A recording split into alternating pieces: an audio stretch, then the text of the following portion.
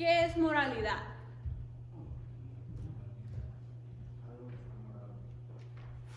No, no es algo morado. Moralidad es tener amor por los demás. Sí. ¿Qué se le viene a la cabeza cuando usted escucha la palabra moral? Sí, pues, siempre lo mismo, mirar a los demás con amor, soportar amor a esa persona. Moral. ¿Nadie? ¿Nadie más que el hermano Tilly? Principios de cómo conducirse. Conducta, ¿ya?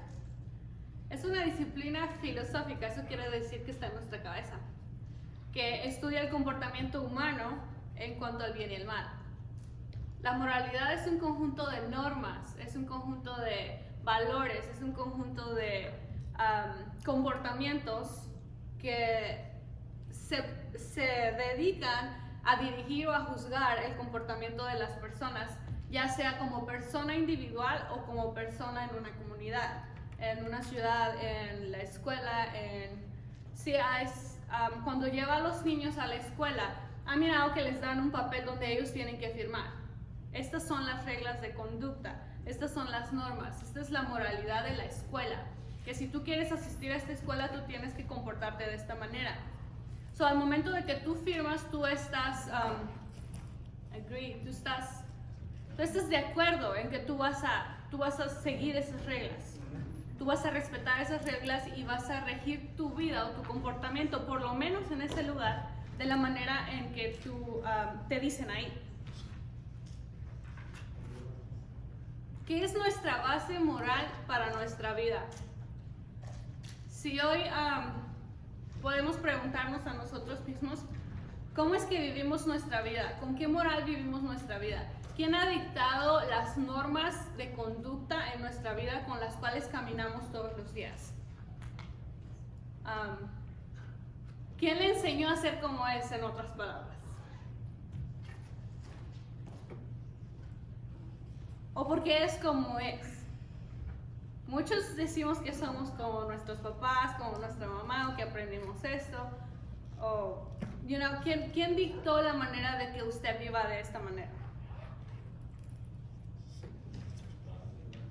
Nuestros padres que nos orientaron. Nuestro ejemplo, que fueron nuestros padres, que aunque crecimos, muchos no crecimos con nuestros padres, crecieron con otras personas, y ellos fueron los que les dieron las conducta de cómo relacionarse, cómo vivir, cómo trabajar.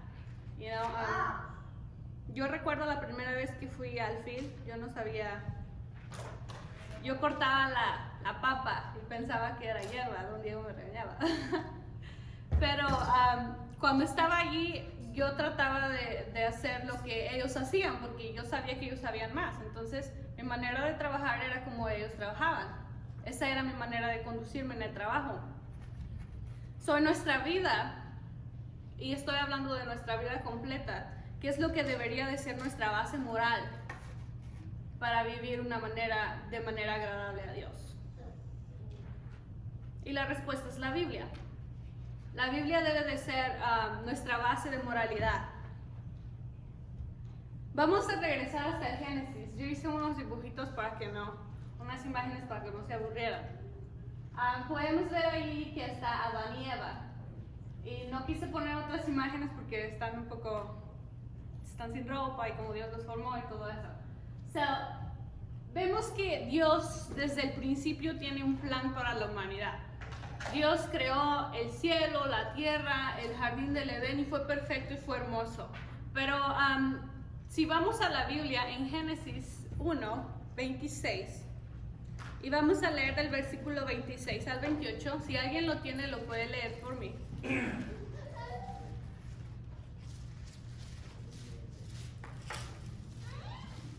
Entonces dijo Dios, hagamos al hombre a nuestra imagen, conforme a nuestra semejanza, y señoree los peces del mar, en las aves de los cielos, en las bestias, en toda la tierra, y en todo animal que se arrastra sobre la tierra. Creó Dios al hombre a su imagen de Dios lo creó, varón y hembra los creó.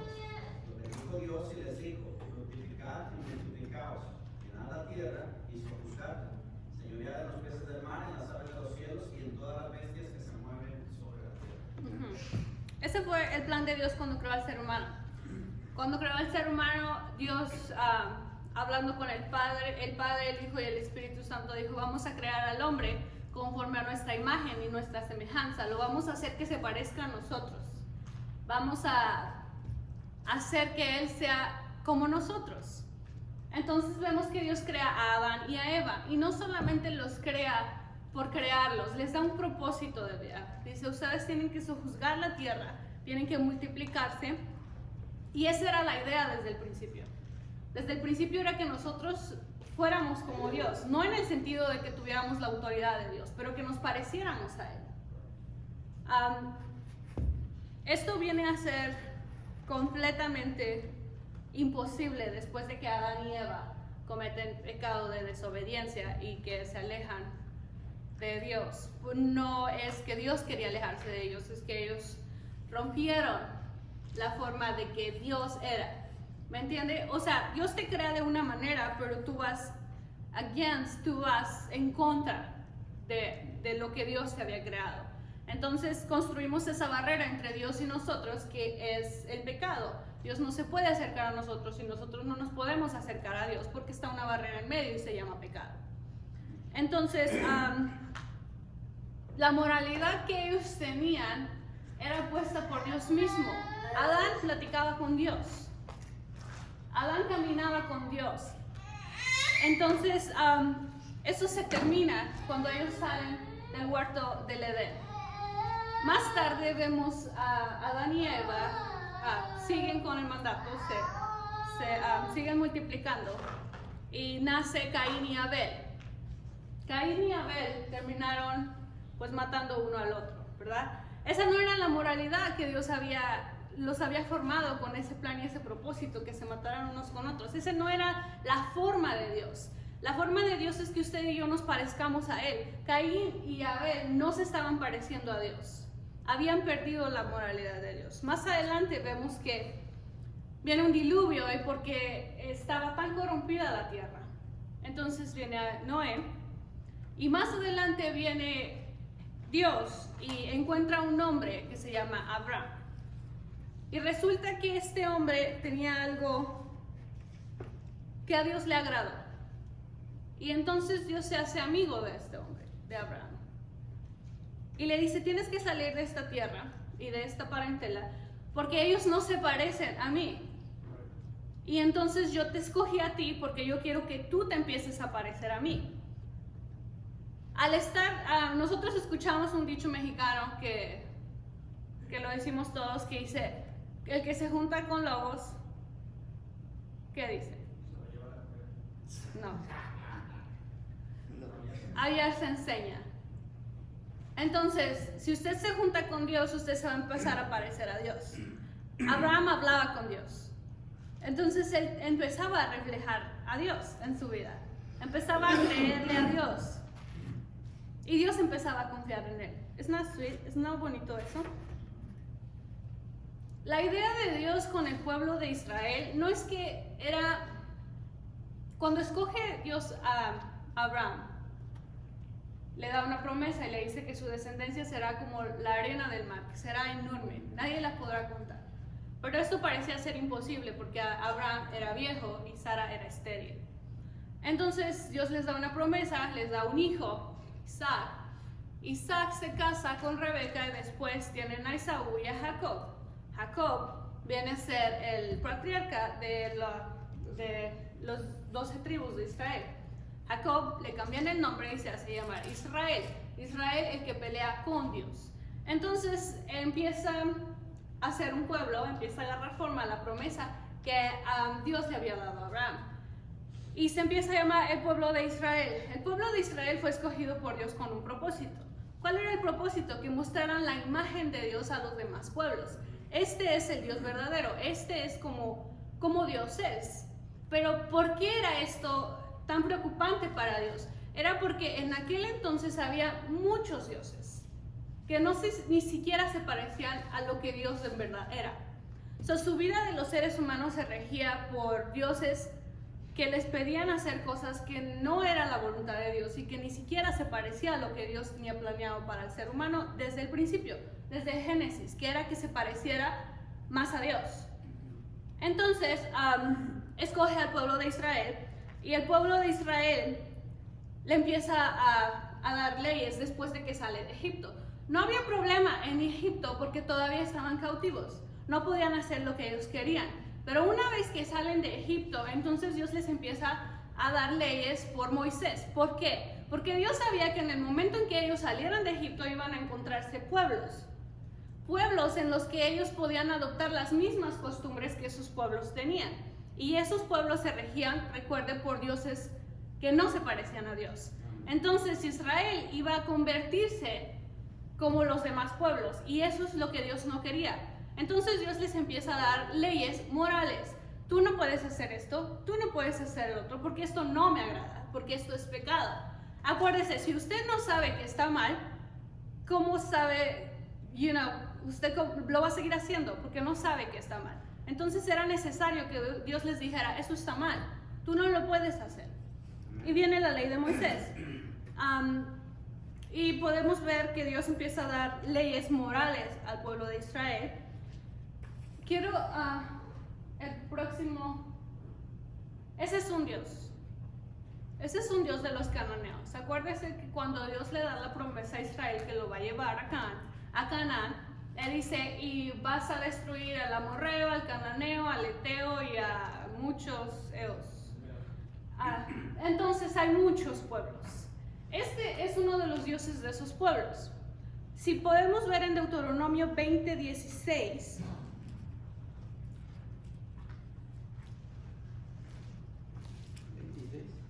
¿alguien lo puede leer por mí? Y otro puede leer 18:10.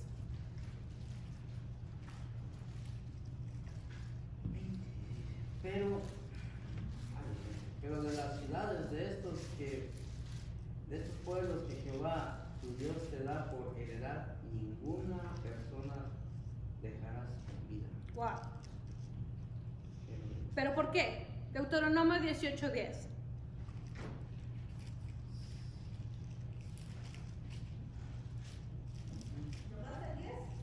Sí. Dice, no sea hallado en ti quien haga pasar a su hijo o a su hija por el fuego, ni quien practique adivinación, ni agorero, ni sortilegio, ni hechicero. Lo que hacían estos pueblos era que el primer hijo que ellos tenían, como se mira allí, tenían una estatua de un dios que se llamaba Moloch, y era como un toro, tenía cuernos, y yo creo que de ahí se agarraron para decir que el diablo tiene cuernos y tiene todas esas cosas. O sea, ese es el dios de los cananeos, y cada vez que ellos tenían un bebé, el primer bebé lo lanzaban al fuego vivo como ofrenda. Era sacrificio infantil. Eso no le agradaba a Dios. Eso no estaba en la esencia de Dios. Eso no era Dios. Y eso es lo que ellos creían que era Dios. Ahora, el plan de Dios, Dios ya sabía que eso estaba pasando desde antes de la fundación del mundo. Que eso iba a pasar. El plan de Dios al crear al ser humano era que no llegaran a ese punto. Que se parecieran más a Él. Pero no se estaban pareciendo a Él. Otra imagen es el mismo. Solo hay 5. Es lo mismo. Había veces que las personas, las mamás, somos sentimentales, no las querían, eso se los quitaban y los lanzaban como quieran.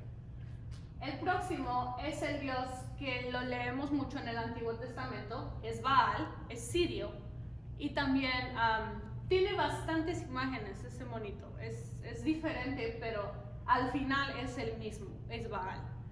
Hay otra que era mujer, se llama Acera.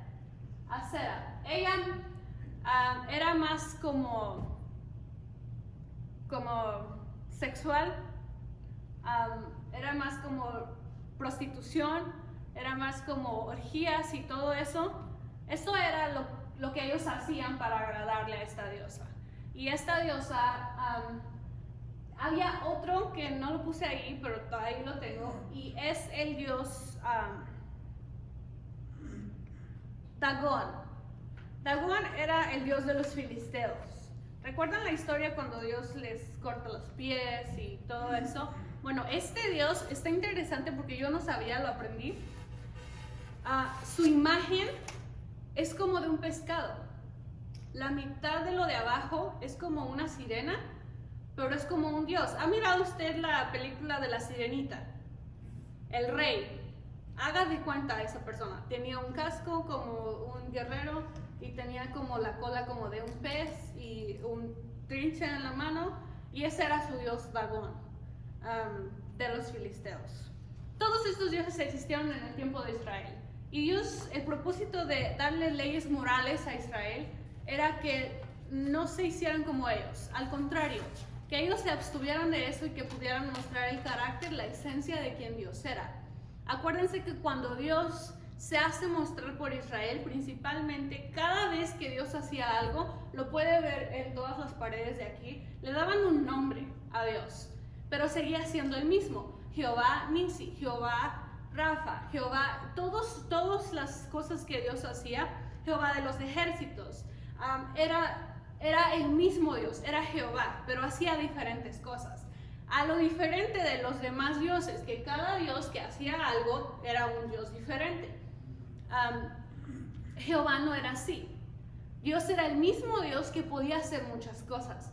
Cuando Dios saca al pueblo de Israel y empieza a conquistar los demás pueblos, todos lo conocen como un Dios fuerte y un Dios poderoso, que no podían hacerle frente con nada. Había murallas, las de Jericó, que solamente se cayeron sin que nadie tuviera que tocarlas. Entonces empezaba a hacer cosas sobre y naturales. Vemos más adelante que el profeta Isaías hace que descienda fuego del cielo cuando el holocausto estaba mojado. Eso era imposible. Entonces Dios empieza a mostrarse a los seres humanos como algo sobrenatural. ¿Por qué? Porque sabía que era la única manera de llamar nuestra atención con cosas que esos dioses no podían hacer. ¿Amén? Bueno, esa es la base de nuestra moralidad. ¿Por qué es la Biblia la base de nuestra moralidad? Porque usted piensa que la Biblia es la mejor manera de regir nuestra vida. Porque nos da el propósito. ¿Y cuál era el propósito? Imagen de Dios. Deja que conteste alguien más. La ley de los profetas era como cuando usted, bueno, yo lo vi y me gustó y hasta lo grabé. Yo nunca había visto en misa que pasaran tantos borreguitos. ¿Usted, don Diego, lo vio? Que pasaron muchísimos, o sea, eran bastantes. Y era impresionante cómo no se salían. Pero, ¿sabe por qué no se salían? Porque cada vez que uno se quería ir, había un perrito que no les hacía nada, solamente ladraba y los volvía a meter.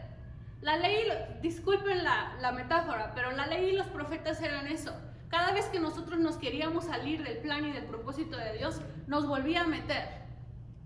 Nos decía, esto no está bien, esto no es así. Entonces, no nos lastimaba, al contrario, nos hacía un bien, porque si nos dejaba ir nos íbamos a perder.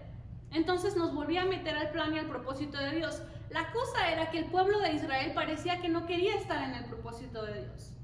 Y en nuestros días es lo mismo. La gente parece que no quiere estar en el propósito de Dios. Y entonces es ahí cuando ya no nada más te ladra y te mete. Es cuando tiene que pasar algo más fuerte para decir, ok, es la única manera de que tú vas a volver a entrar al propósito. ¿Nos entendemos hasta ahí? Amén. Ok. La imagen de un Dios santo. Primeramente, si usted se quiere parecer a alguien, usted necesita saber quién es esa persona, ¿cierto? Usted no puede decir que se parece a Dios sin conocer quién es Dios. Es por eso que más adelante, si seguimos con la historia, seguimos con la ley, los profetas, pero más adelante viene Jesús. Primero Dios mostró su imagen a través de un pueblo que no quería mostrar la imagen de Dios, que cada vez que podía se rehusaba y empezaba a hacer lo que otros dioses hacían. ¿Por qué? Por los sentimientos. Ahora, uno de los mandatos de Dios, el primer mandamiento, es amarás a tu Dios, el Señor, y solo a tu Dios. El primer mandamiento es amor hacia Dios. ¿Por qué? ¿Por qué cree que el primer mandamiento es amor? Es el Dios que todo merece, todo el amor, todo creer en Él solamente y nada más. Vamos a 1 Corintios 13:3. 3:13, perdón. 13:3. ¿Es en él? Y si repartiese todos mis bienes para dar de comer a los pobres, y si entregase mi cuerpo para ser quemado y no tengo amor, de nada me sirve. Es nada, es the next one. Es el que sigue. El amor es that one, isn't it? El amor es sufrido, benigno. El amor no tiene envidia, el amor no es jactancioso, no se envanece.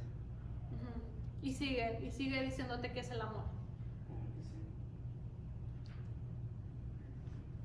Dice, no hace nada indebido, no busca lo suyo, no se irrita, no guarda rencor. Dice, no se goza de la injusticia, más se goza de la verdad. Todo lo sufre, todo lo cree, todo lo espera, todo lo soporta. El amor nunca deja de ser, pero las profecías acabarán y cesarán las lenguas y la ciencia acabará. Ese es el amor, el verdadero amor. Ese es el amor en que Dios quería que le amáramos. Ahora, cuando nosotros encontramos lo que de verdad significa la palabra amor, y no es I love you como las personas dicen, no nada más es eso, es nosotros vamos a amar a Dios y no vamos a hacer algo indebido para Dios y vamos a soportar cosas por Dios. Entonces ese es el amor en que nosotros tenemos que dar hacia Dios primeramente. ¿Okay? Ese era el mandamiento, pero las personas no sabían identificar qué era la palabra amor o qué significaba en verdad el amor. Ahora, cuando Dios nos crea, eso es asombroso y a mí me cuesta hasta entenderlo, porque nos crea a su imagen y a su semejanza, pero con algo que no hace a las demás creaciones. Nos da la habilidad de elegir. Y nosotros elegimos querer ser como Él o elegimos no querer ser como Él. Ese es un privilegio que solamente nosotros podemos tener y a la vez no tan privilegio, porque no estaríamos en la situación que estamos de una humanidad caída. Si solamente no nos hubiera puesto la opción de elegir entre el bien y el mal y simplemente hubiéramos hecho lo que Él haría. Pero no es... Le voy a contar algo. El 10 de mayo pasado, o el Día de las Madres, mi esposo les dio dinero a mis hijos para que me compraran un regalo. Y los forzó a comprarme un regalo. No se siente igual. ¿Me explico? Es lo mismo con Dios. Él no iba a sentir lo mismo que usted le amara porque Él le dijo que lo amara. ¿Me entiende? No es lo mismo que te den algo porque tú los forzas. Es mejor cuando ellos quieren hacerlo. Eso es lo que Dios hizo con nosotros. Eso es lo que Dios puso a nosotros. Nos puso la elección. Nosotros podemos elegir hacerlo o podemos elegir no hacerlo. Pero cuando elegimos hacerlo, Él es cuando se agrada, porque tenemos dos opciones y lo elegimos a Él. ¿Me explico? Hasta ahí. Ok. Después de los profetas y la ley, no es suficiente para el ser humano. No es suficiente para meternos a la imagen y al propósito de Dios. Entonces Dios tiene que hacer algo más. Y manda a su Hijo único, que es Dios mismo, a mostrarse a sí mismo tal y cual era. Porque no podíamos tener un pretexto ahora de poder decir, es que Dios era Dios. Dios fue hombre al igual que usted y que yo. Él soportó lo mismo que usted soporta. Lo traicionaron, lo golpearon, lo humillaron, lo escupieron, Él murió por una injusticia. Fue, todo lo que usted se imagina lo sufrió Jesús. Porque Él quería mostrarse como sí se puede agradar al Padre. Jesús viene no solamente a, ¿cómo se dice? No solamente viene a hacer válido la moralidad que ya teníamos de parte de Dios, porque la ley, recuérdese que en la clase que yo vi pasada les dije que la ley no salva, pero la ley te enseña quién realmente tú eres, que somos tan incapaces de lograr agradar a Dios por nuestras propias obras. Entonces necesitamos un Salvador y era Jesús. Pero la ley no es mala. Cuando viene Jesús, Jesús sigue recalcando. Vamos a Mateo, lo tienen en su libro. Mateo 22, 37 al 40.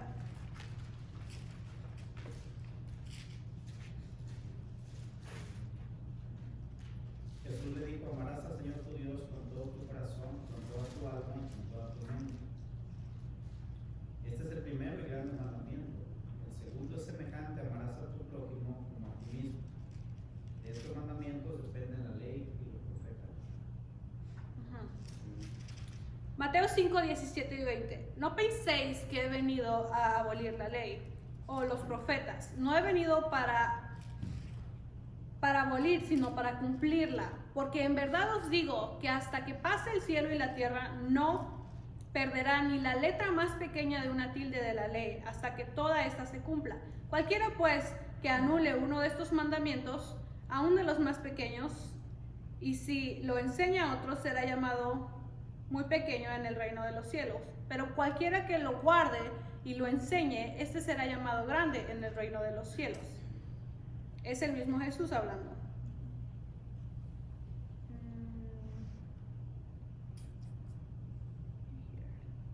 Hebreos. Porque este es el pacto, este es un nuevo pacto que yo haré en la casa de Israel. Recuerde que usted y yo no somos Israel, pero somos injertados de Israel. Todas las promesas las tenemos nosotros. Después de aquellos días, dice el Señor, pondré mis leyes en la mente de ellos y las escribiré sobre sus corazones. Y escribiré sobre sus corazones y seré su Dios y ellos serán mi pueblo. La ley no solamente está escrita en el Antiguo Testamento, está escrita en usted y en mí. ¿Por qué? Porque el Espíritu Santo vive en nosotros. Ahora, no hablamos de que tenemos que guardar la comida y todo eso, no. Hablamos de una ley moral. Acuérdese, no estamos hablando de las leyes de lo que tenemos que hacer. Estamos hablando de las leyes que nos rigen el comportamiento que tenemos que hacer, de lo que debemos, cómo debemos de seguir, cómo debemos de parecernos a Dios. Esa ley está dentro de nosotros. ¿Por qué? Porque el Espíritu está dentro de nosotros y Él se parece a Dios. Él es Dios. ¿Estoy siendo clara o no? ¿Sí? Entonces nosotros tenemos la ley moral dentro de nosotros. ¿Qué eso significa para usted? Que lo que está dentro de usted tiene que salir a lo exterior. ¿Sí? O sea, no solamente que nosotros debemos de decir que tenemos al Espíritu Santo o que tenemos la ley de Dios dentro de nosotros, sino que debemos de sacarla. Ahora, Jesús dijo, esto se resume en 2 mandamientos. Amarás a Dios con todo tu corazón, con toda tu mente, con todas tus fuerzas y con todo. Pero a tu prójimo como a ti mismo. Todo se resume en amor. Recuérdese que Dios es amor. ¿Quién vive dentro de usted? El Espíritu. Es Dios. ¿Qué es Dios? Es amor. Entonces en usted tiene que haber amor. Es simple. Es simple, pero no lo queremos ver. Ahora, la ley de Jesús o la ley de Dios cuando vino hacía algo mucho más imposible para nosotros, pero posible para Él mismo, que vive en usted. Jesús dice, se ha dicho, amarás a tu prójimo y a tu enemigo que... Y yo les digo que tienes que hacer amarlo, orarlo y bendecirlo y todo lo demás. Eso va muy en contra de lo que nosotros somos. Porque el que no la hace no la paga. Porque el que me dice le contesto. Porque el que no me habla, pues yo tampoco. Porque el que no me da, pues yo menos. El que me humilla, yo también lo voy a humillar el día que yo pueda. Esa es nuestra naturaleza.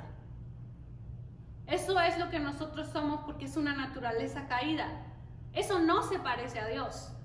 Y el plan y el propósito de Dios es que lo reflejemos a Él en nuestras vidas. Por eso vio a Jesús y por eso tiene usted el Espíritu. Y entonces usted ya no es usted. Usted es hijo de Dios y lo que usted tiene adentro es amor y usted necesita vivir conforme el amor. Y para el amor que acabamos de ver, que es el amor no hace nada indebido, el amor todo lo sufre, todo lo perdona, todo lo soporta. Ese es el amor que usted tiene adentro. Y ese es el amor que usted debe de reflejar no solamente para Dios, sino para su prójimo. Y en eso se concluye lo que es la ley moral.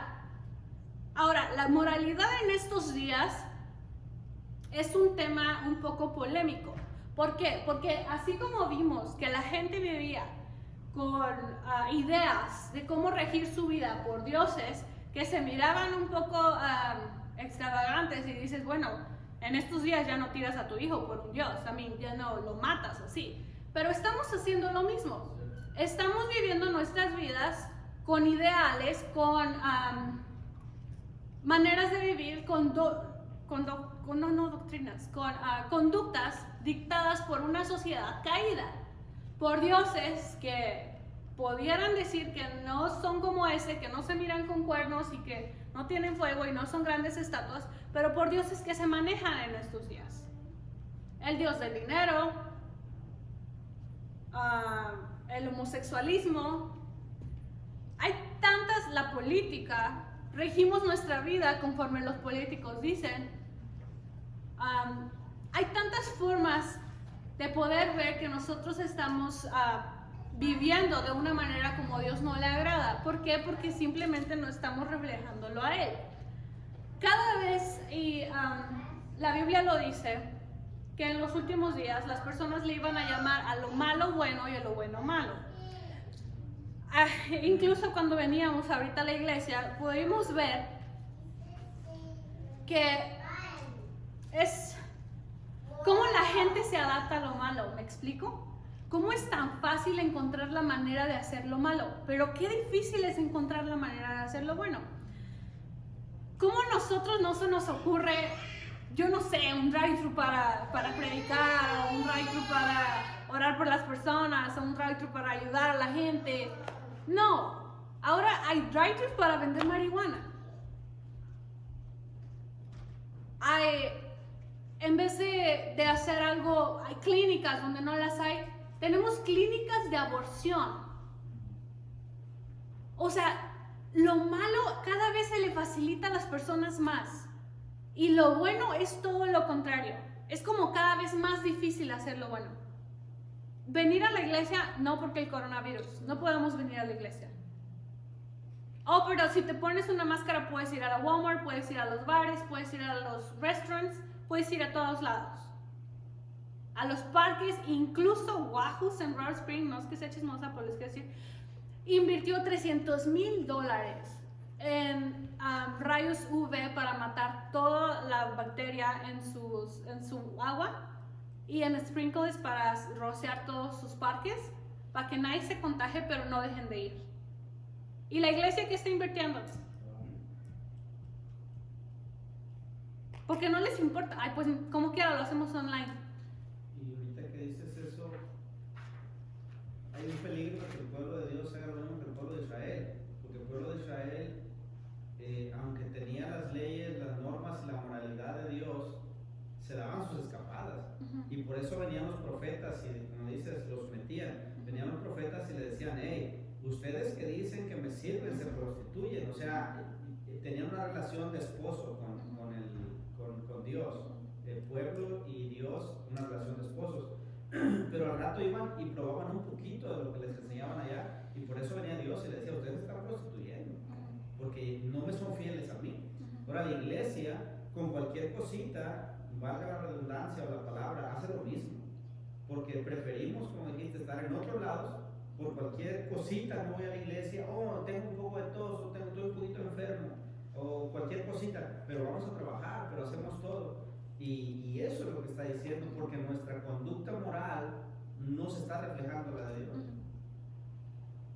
Y estamos muy lejos de ser como Dios cuando deberíamos de estar más cerca de ser como Dios, porque todo lo hizo tan posible y tan a las manos de Dios.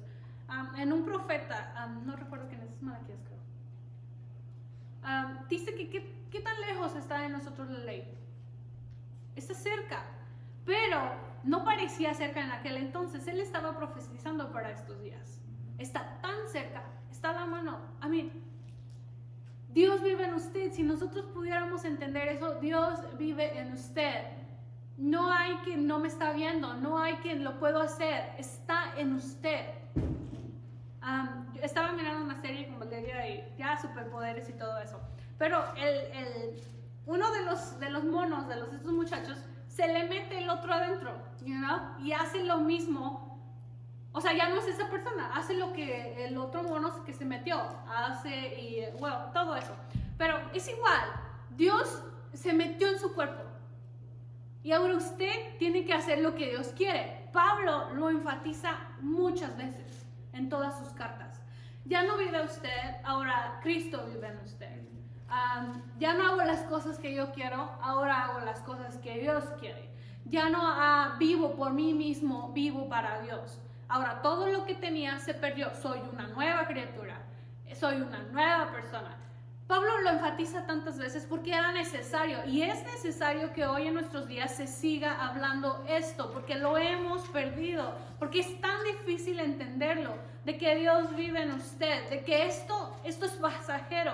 Ayer por la tarde que iba con mi hija le dije, es que no alcanzamos a ver lo eterno, es que no alcanzamos a ver más allá, y eso es nuestro próximo punto. El alcance de la moralidad bíblica, el corazón fijo en las cosas de arriba. Colosenses 3, 1 y 4. ¿Alguien lo puede leer por mí?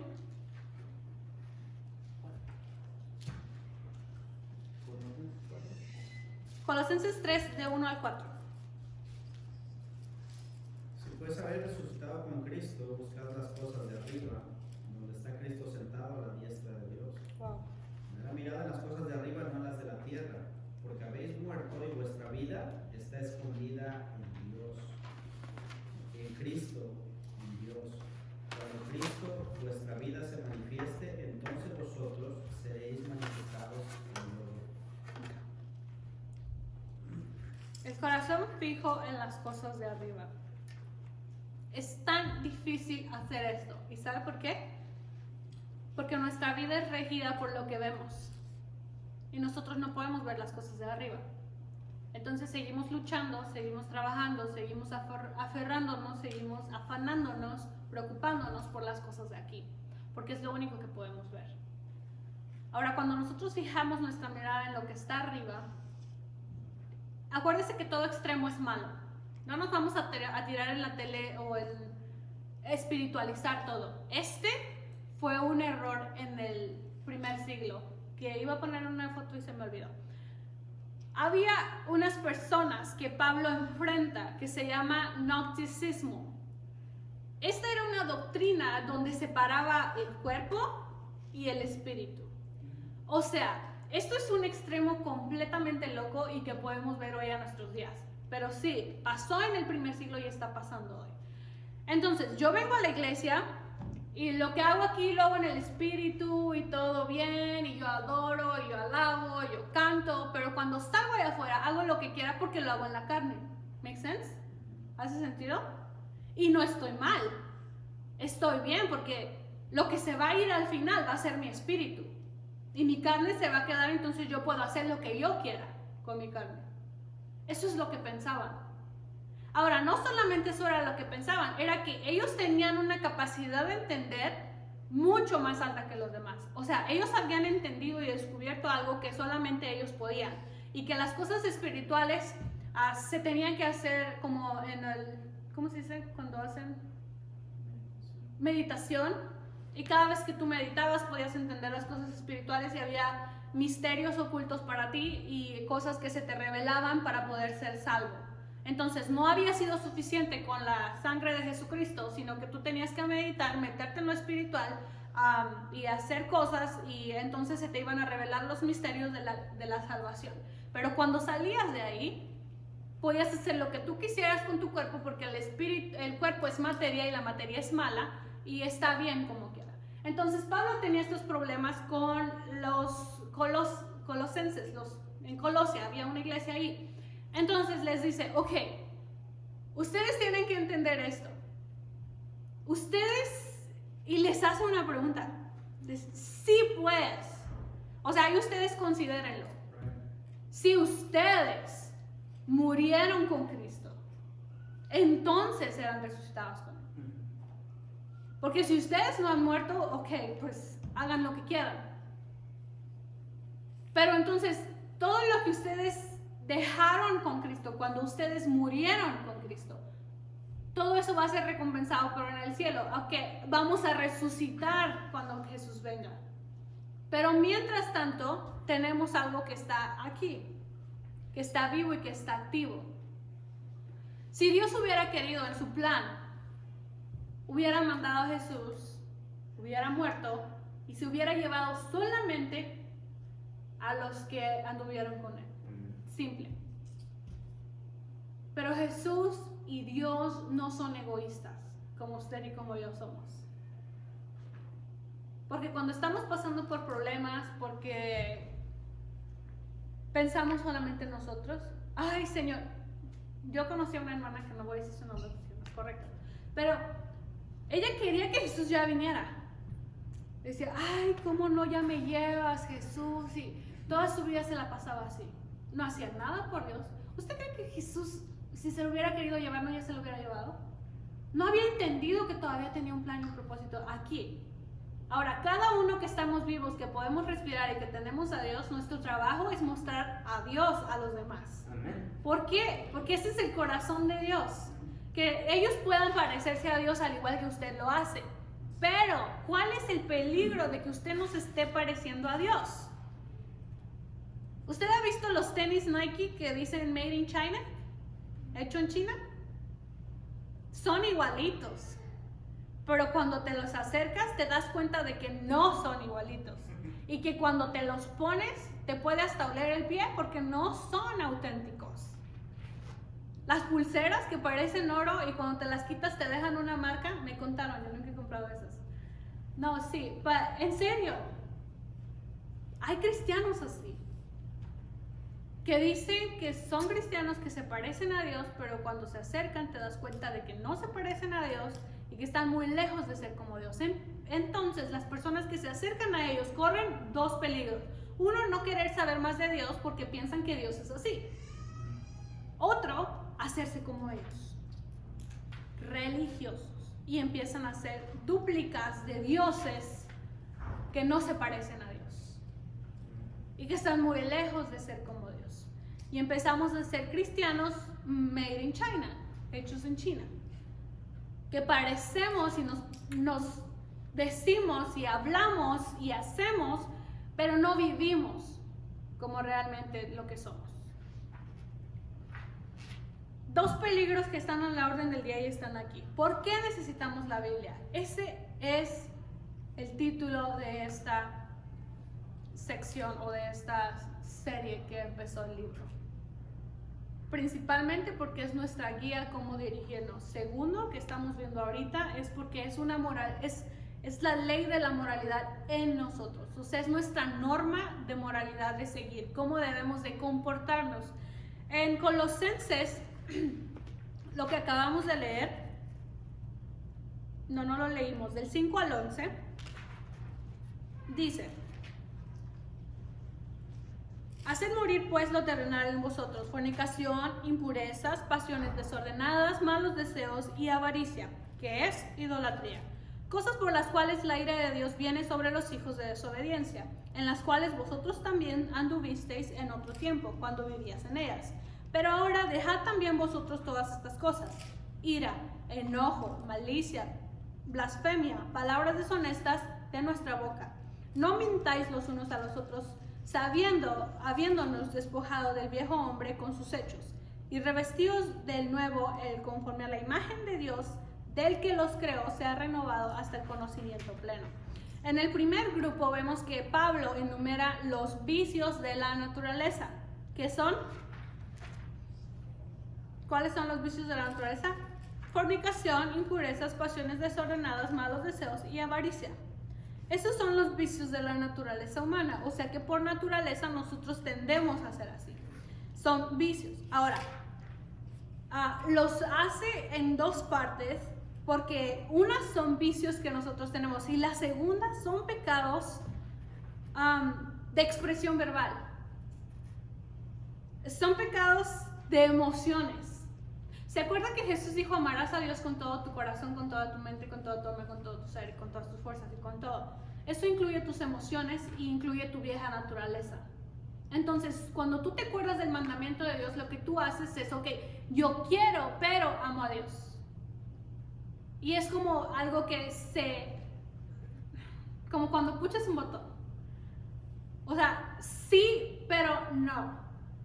Mi naturaleza quiere, pero no porque amo a Dios. Y entonces me acuerdo de que no.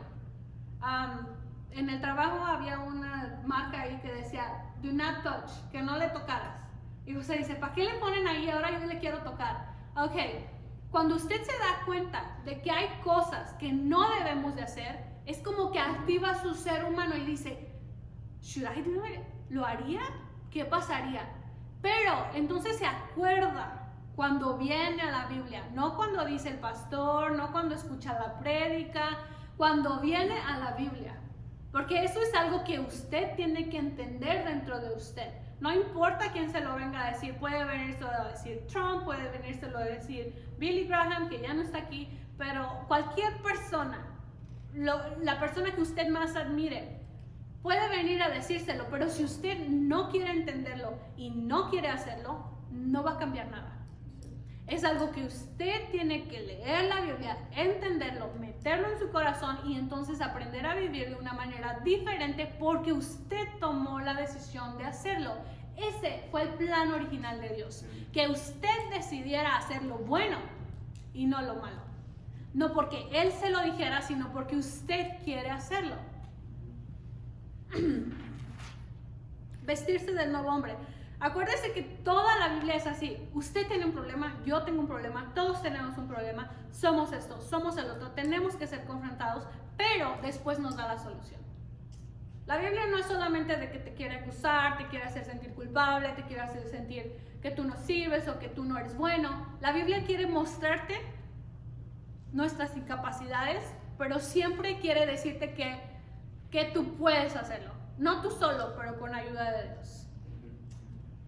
Siempre te da una salida para los problemas. ¿Y qué es la salida? Lo que sigue, Colosenses 11, vestirse del nuevo hombre. Hay un nuevo hombre dentro de usted y no se llama Diego, no se llama Eri, no se llama hermano Rolando. ¿Quién sabe cómo se llama? Porque dice que nos ha cambiado el nombre. Pero hay algo nuevo dentro de nosotros y eso es lo que nosotros debemos de reflejar. Eso es lo que nosotros debemos de vivir hasta que Él venga. Ahora, no vamos a ser perfectos, no me malentienda y diga, ok, después de aquí ya no voy a hacer nada malo. Naturalmente seguimos en un cuerpo atrapado que puede ser, pero usted tiene que luchar contra eso, porque usted es una persona nueva.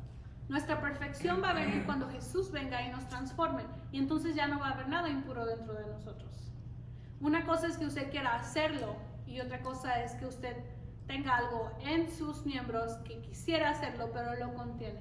Cada vez que vengan pensamientos, cosas que usted no quiere hacer y que sabe que están mal, entonces debe de ir a los pies de Dios. Eso es lo que la Biblia dice y eso es lo que es nuestra salida. Se me acabó el tiempo. La meta de la moralidad bíblica.